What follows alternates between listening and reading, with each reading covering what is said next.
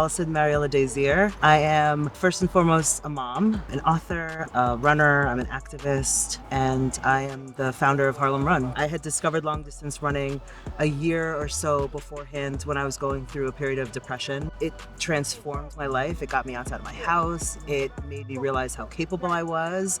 And I thought to myself, like, I need to tell this to everybody in the world, and in particular to people who look like me, who I wasn't seeing at starting lines. When I started Harlem Run, it came very much out of my own personal struggles, wanting to build community, wanting other people like me to have these experiences.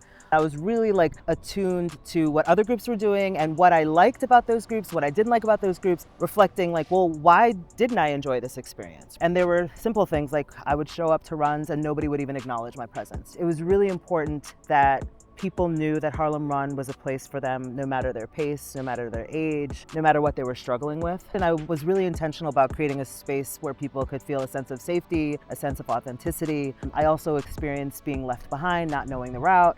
And so I was like, well, I'm gonna make the route public and I'm gonna make sure that we have pacers. When you're vulnerable, people mirror that back to you. And so I would find that people were telling me stories about how running had also saved their life. There were all these transformational experiences that people were going through and that they felt safe enough to talk about in the group.